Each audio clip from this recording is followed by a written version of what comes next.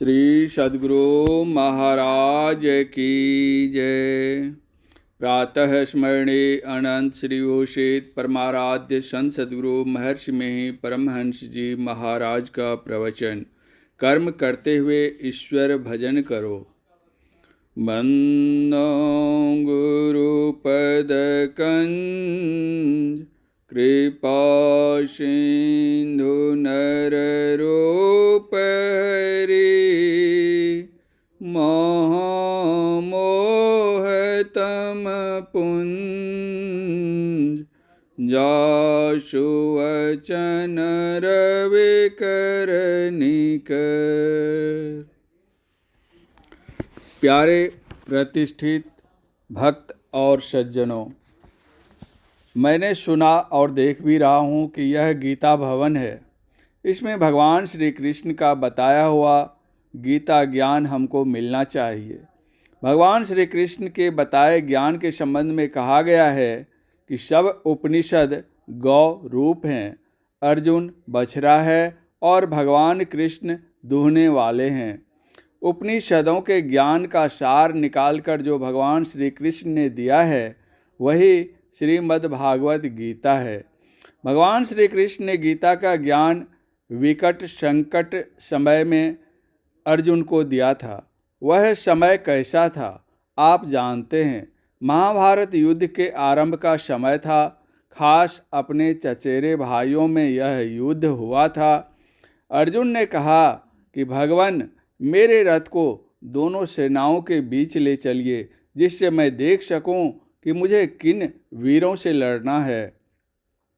भगवान ने वैसा ही किया।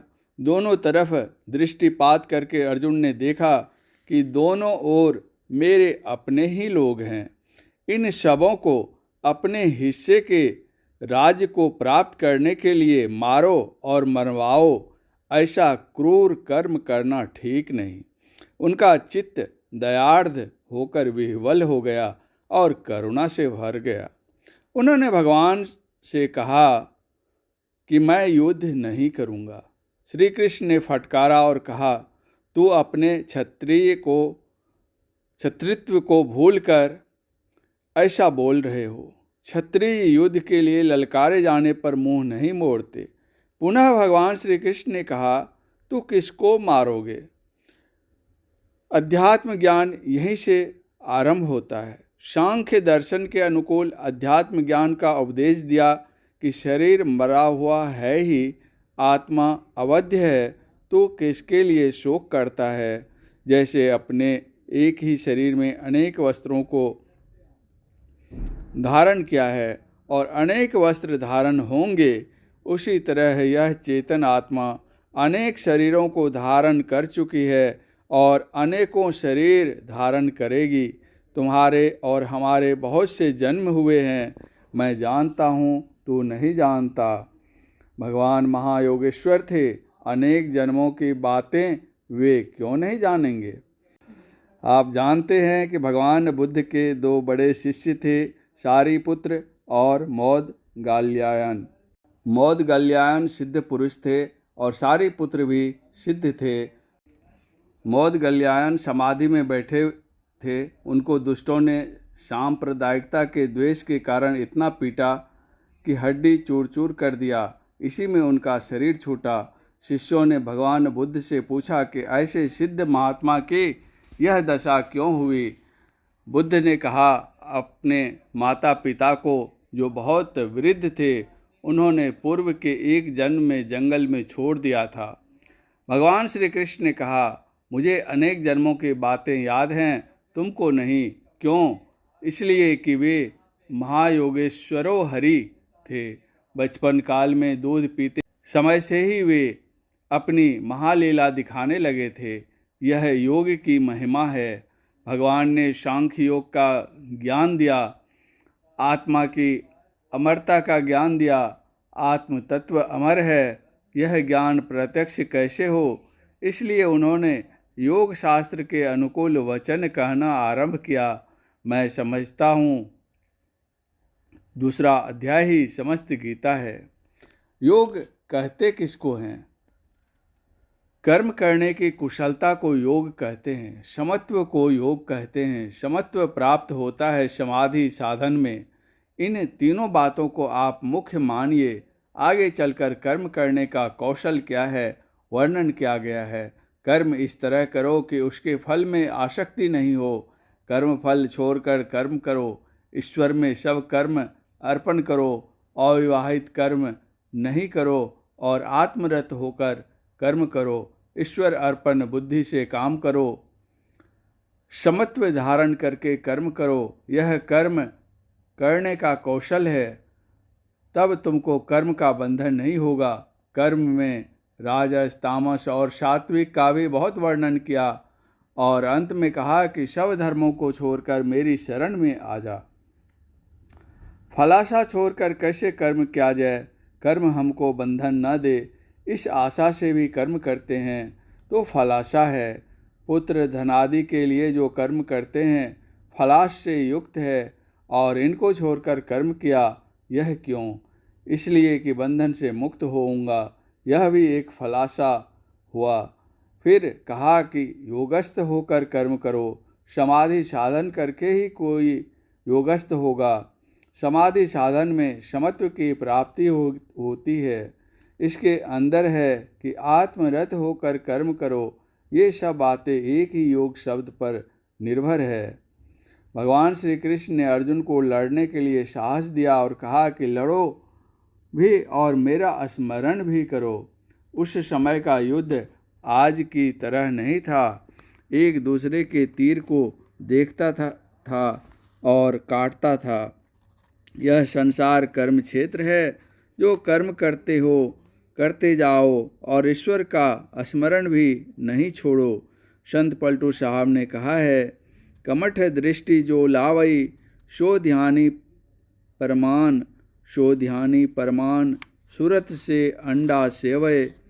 आप रहे जल माही सूखे में अंडा देवे। जस पनिहारिन कलश भरे मार्ग में आवे।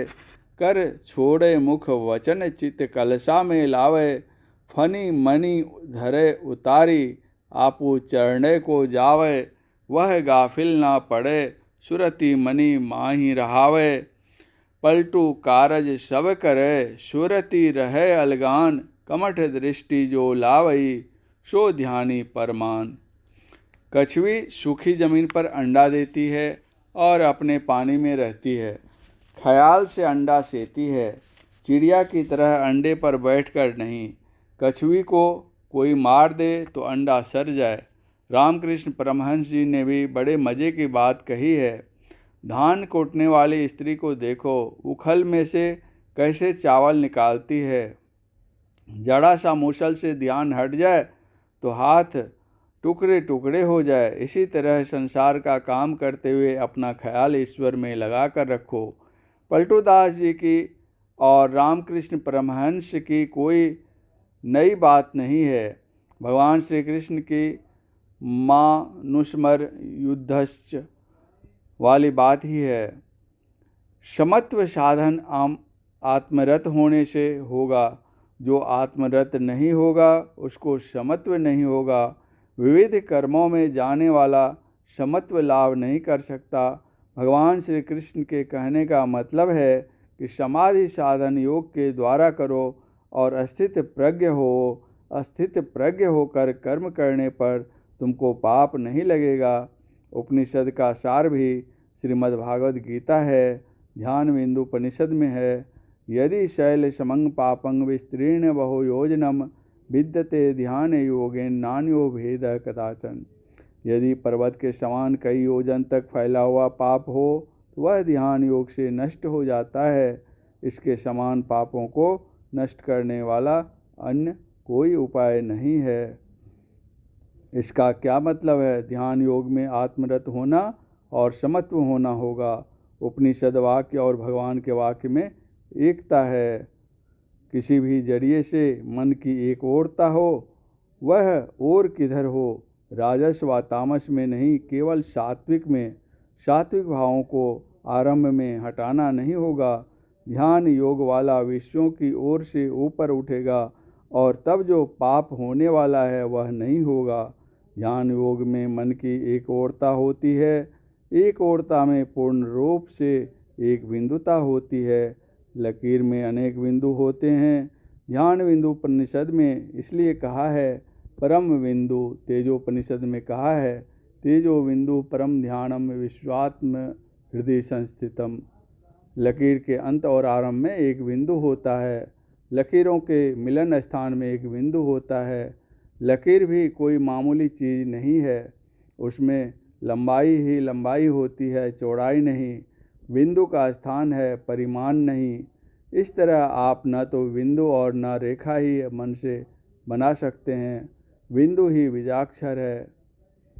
इस प्रवचन का शेष भाग अगले प्रवचन पाठ में। श्री सद्गुरु महाराज की जय।